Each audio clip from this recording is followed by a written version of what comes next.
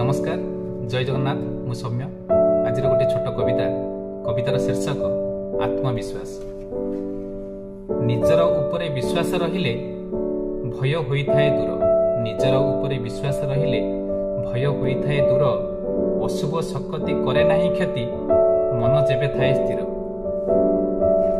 निज मध्य खोजी भल गुण सबु निज मध्य खोजी भल गुण सबु कामरे प्रयोग कले आत्मविश्वासटी वृद्धि होइथाए।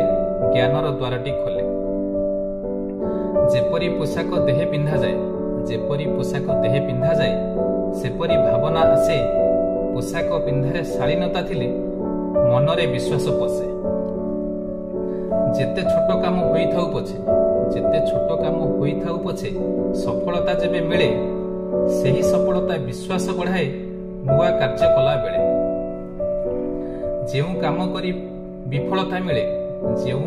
विफलता मिले मिलई सेथिरु शिक्षा सेही शिक्षा बड़ कामरे लागई निजकु करई रक्षा। सफलता अबा मिलु विफलता न रहिले किछि डर।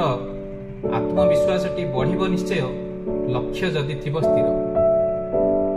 निजर उपरे विश्वास रहिले भय होइथाए दूर। अशुभ शक्ति करे नाही क्षति मन जेबे थाए स्थिर। ये मोर छोट कविता आत्मविश्वास उपरे। निजर आत्मविश्वास रहिले आमे अनेक गुडे बड़ काम करि पारंते। तबे आसंतु आमे छोट छोट काम करी सेथिरु आत्मविश्वास को बढ़ाइबा। धीरे धीरे बड़ काम करबा पई आम भितरे से विश्वास भरोसा निश्चय आसीबो।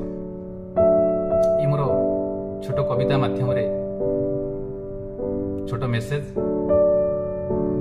मोर यूट्यूब चैनल सौम्य कविता ना रे चलुछि। आपण माने ई चैनल माध्यम रे कविता गुडी को सुनि परिबे। रहुछि नमस्कार।